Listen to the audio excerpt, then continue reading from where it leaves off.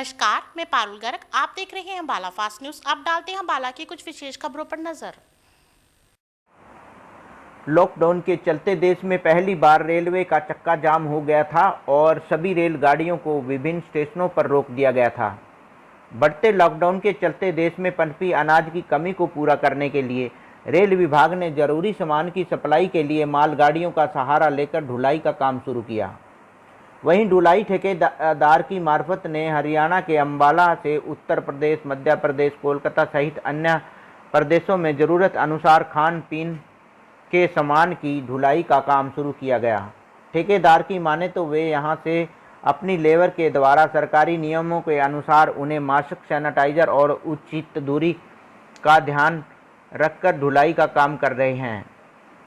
समय समय पर लेबर को खाने पीने का सामान भी मुहैया कराया जाता है। रोजाना यहां से 15 मालगाड़ियों से सामान दूसरे राज्यों में भेजा जाता है। लॉकडाउन के लंबा खींचने पर आखिरकार रेलवे ने नुकसान की भरपाई से उबरने के लिए सरकार के आदेश पर कुछ मालगाड़ियों की मार्फत एक स्थान से दूसरे स्थान तक आदेशानुसार खाद्य पदार्थों की ढुलाई का काम शुरू किया, जिसमें रेलवे को करोड़ों की इनकम के साथ जरूरतमंदों को खाद्य पदार्थ की सप्लाई भी की जा रही है। एडीआरएम अंबाला पंकज की माने तो एफसीआई के गोदाम से ज़्यादातर चल रही गाड़ियों में खाद्य पदार्थों की सप्लाई करीबन 15 मालगाड़ियां हर रोज उड़ीसा, बंगाल, नॉर्थ ईस्ट सहित अन्य राज्यों में भेजी जा रही हैं। उन्होंने बताया कि 25 मार्च से 24 अप्रैल तक 434 मालगाड़ियों द्वारा विभिन्न राज्यों में खाद्यान्न की सप्लाई की गई। उन्होंने कहा कि जितनी दूरी पर सप्लाई जाती है उसके हिसाब से राजस्व प्राप्त होता है, लेकिन अंबाला मंडल की हिस्ट्री में 17 अप्रैल को हाईएस्ट लोडिंग करते हुए 12.5 करोड़ का राजस्व कमाया गया है। उसके बाद 25 अप्रैल तक फिर 11.5 करोड़ का इजाफा किया गया।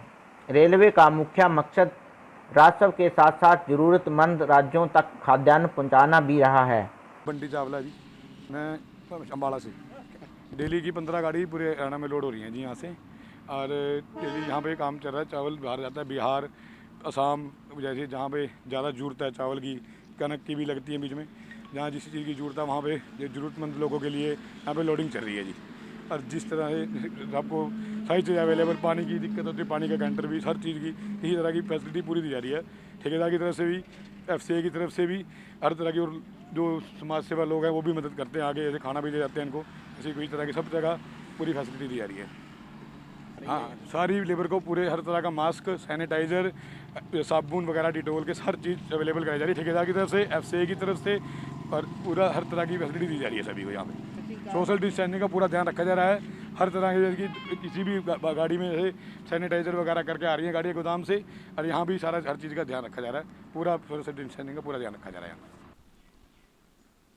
गुड्स ट्रेन जो चल रही हैं उनमें ज़्यादातर ट्रेनें फूड ग्रेन्स लोड कर रही हैं, जो एफसीआई के गोदामों से, जगह जगह एफसीआई की साइडिंग्स हैं, उनसे फूड ग्रेन्स लोड करके भारत के विभिन्न राज्यों, उड़ीसा, बंगाल, नॉर्थ ईस्ट में भी जा रही हैं, और अलग अलग राज्यों में गुड्स ट्रेन लगातार जा रही हैं। अभी तक कितनी ट्रेन जा चुकी है?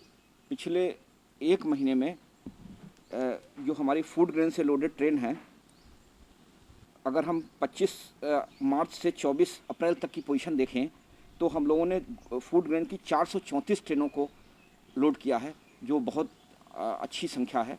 और हम लोग लगातार इस विषय में लोडिंग करने के लिए तैयार हैं।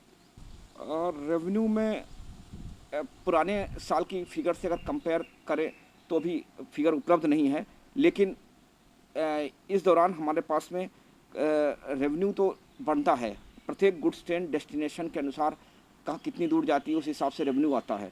लेकिन ये मैं कहूँगा कि अंबाला डिवीज़न की हिस्ट्री में 17 अप्रैल को अभी तक हमने हाईएस्ट लोडिंग करी है, और उस दिन हम लोगों ने करीब 12.5 करोड़ रुपए रेल के राजस्व में, भारत सरकार के राजस्व में जमा कराए हैं इस लोडिंग के कारण। और कल भी ऐसा था कि सेकेंड हाईएस्ट लोडिंग अभी तक हमने की है, जिसमें करीब 11.5 करोड़ रुपए का राजस्व भारत सरकार ने अर्जित किया है। तो ये फिगर्स तो भारत सरकार के आय में जाएगी ही जाएगी। तो इस तरीके की फिगर को हम लोग ना ध्यान रखते हुए लोडिंग के ऊपर विशेष ध्यान दे रहे हैं ताकि ज़रूरत का सामान भारतवर्ष के विभिन्न राज्यों में पहुंचाया जा सके। जैसा कि निर्देश हैं कि सोशल डिस्टेंसिंग मेंटेन की जाए, तो हम लोगों ने लोडिंग के दौरान ठेकेदार को ये निर्देश दिए गए हैं और हम लोग इस बात को देख भी रहे हैं कि सभी लेबर मास्क पहने, सोशल डिस्टेंसिंग मेंटेन करें और समय समय पे सैनिटाइज़र के उपयोग भी करें ताकि कोई इस तरीके का कोरोना वायरस ना फैल सके।